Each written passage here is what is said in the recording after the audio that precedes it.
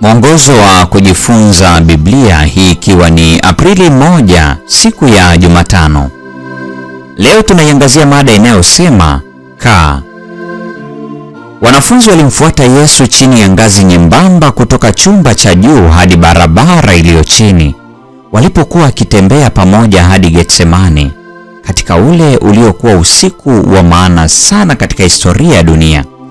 Pengine hawakutambua jinsi baadhi ya maneno ya mwisho ya Yesu kwao katika chumba cha juu yalivyokuwa yenye kutia uchungu kweli.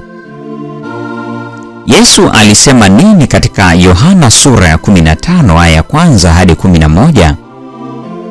Maneno haya yaliyosemwa na Yesu mwenyewe yanaelezea jinsi uhusiano wa karibu na Mungu ulivyo. Angalia neno linalorudiwa, si mara 2 tu, bali mara 10. Kaa. Kukaa ndani ya Yesu ni kuishi katika uhusiano naye. Anapoukabili msalaba, Yesu si tu kwamba anasisitiza umuhimu mkubwa wa kukaa huku ndani yake, lakini anasema kwa uwazi na kwa urahisi kipengele cha uhalisi wa jinsi inavyoonekana maishani mwetu, ambayo ni Yesu ni mzabibu, sisi ni matawi. Kama matokeo ya kukaa, yaani kuunganishwa naye, matunda yatakuwa kwenye matawi yetu. Sisi wenyewe hatuwezi kufanya matunda yakue. Wakati mwingine tunaweza kuonekana kana kwamba tunadumu, lakini ushahidi utakuwa katika ukosefu wetu wa matunda, na hatimaye matawi yetu yatakauka. Ikiwa tumekauka, mkulima wa mizabibu hatimaye atakata matawi. Bila kujali tunazaa matunda au la, matawi yetu yatapogolewa.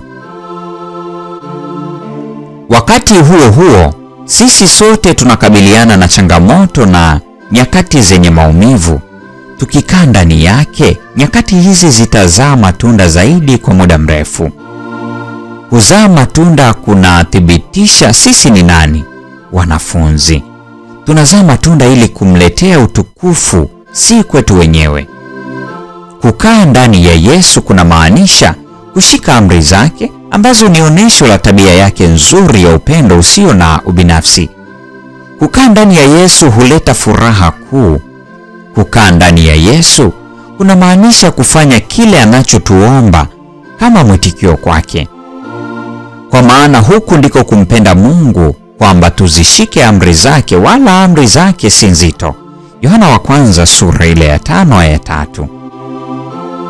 Ukifikiria juu ya hilo, kukaa ndani ya Yesu ni mojawapo ya dawa za hali yetu ya Laodikia. Ufunuo sura ya 3 aya 20. Yohana 15 aya 4. Ni siri kuu ya maisha yaliyotimizwa na yenye maana duniani na hadi umilele. Lakini kwa njia fulani tunasahau kwa urahisi ushauri wa Yesu. Hatimaye Yesu anamwambia kila mmoja wetu, kama vile Baba alivyonipenda mimi, nami nilivyowapenda ninyi, kaeni katika pendo langu. Yohana 15 aya 9.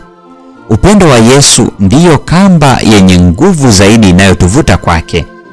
Na tunapojua upendo huu, tutachochewa sana kuitikia kwa upendo kwa Mungu na kwa wengine. Hii ni Aprili 1, mada ikisema kaa. Kesho tutajifunza mada inayosema utomvu. Mungu atubariki sote na kutakia wakati mwema.